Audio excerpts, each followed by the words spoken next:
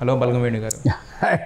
Thank you. నేను చెప్పినట్టు అంటే ఒక సినిమా మనం తీసిన ఒక సినిమా పేరుని మన ఇంటి పేరుగా పెట్టుకుంటాం అంటే దానికి మించిన ప్రైడ్ ఇంకేమైనా ఉంటుందంటారా? నాకు తెలిసినంత వరకు అయితే ఉండదు.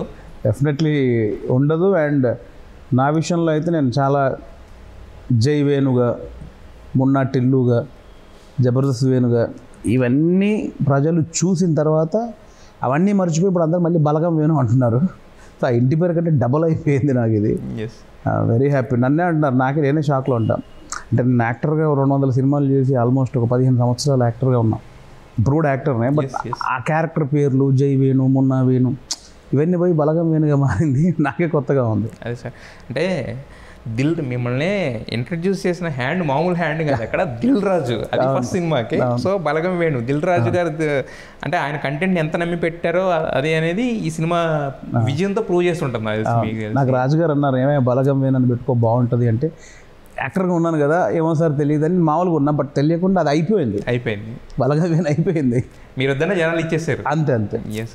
అయితే మరి ఫస్ట్ సినిమాకే ఒక బ్లాక్ లేడీ ఫిలింఫేర్ అవార్డు అందుకోవడం అనేది అంటే బలగంకి ఎలా అయిపోయిందండి సార్? ఒక అవార్డు కాదు, అది రిలీజ్ అయిన ఫస్ట్ డేనే అనుకున్నారు అది అట్టర్ ఫ్లాప్ అనుకుని థియేటర్ దగ్గర నుంచి ఉన్న హన్షిత గారు వాళ్ళు షాక్ అయిపోయేలాగా ఇంటర్నేషనల్గా ఏ అవార్డు ఉన్నాయి మొత్తం అవార్డులని లాక్కొచ్చేసింది. ఫైనల్గా మన మదర్ల్యాండ్లో, మన హైదరాబాద్లో ఫిలింఫేర్ అవార్డు అందుకున్నారు కదా, ఎలా అనిపించింది ఆ మూమెంట్ మీకు? డెఫినెట్లీ చాలా ఎమోషనల్ మూమెంట్ అది.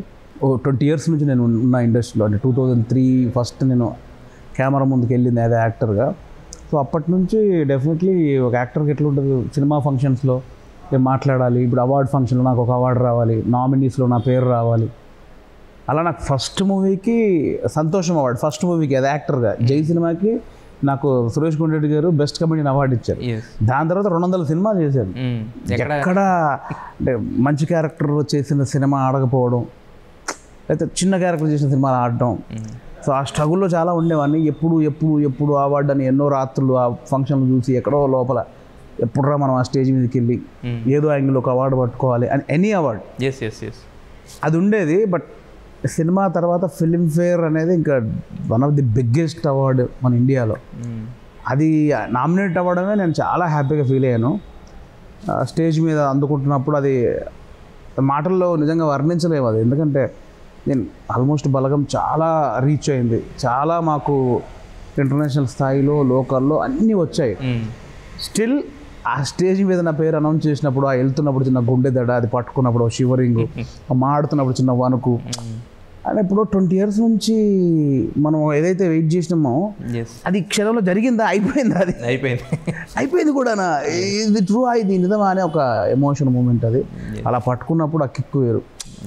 మనం అనుకుంటాం కదా, ఇది పట్టుకొని ఇలా పట్టుకొని మాట్లాడాలి, దాన్ని ముద్దు పెట్టుకొని మాట్లాడాలి, ఇవన్నీ ఉంటాయి కదా, అది జరిగిపోయింది. ఆ నమ్మలేని విషయం కూడా కాబట్టి ఒక 4-5 సార్లు అందుకే నేను చూసుకున్నాను ఇది నిజమేనా అని.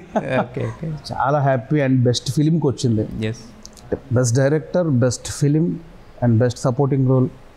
అంటే ఎట్లుంటుందంటే సమ్టైమ్స్ ఇప్పుడు సఫారీ గూగుల్లో కొట్టేసి సౌత్ ఇండియన్ ఫిలింఫేర్ అవార్డ్స్ 2024 అని ఓపెన్ చేయగానే బెస్ట్ ఫిలిం బలగం, బెస్ట్ డైరెక్టర్ ఆ ముందు వస్తున్నాయి చూసారా, ఇది నిజమేనా, నా పేరేనా, బలగం అనేది నేను తీసిందే, ఇవన్నీ మాటల్లో చెప్పలేము అది.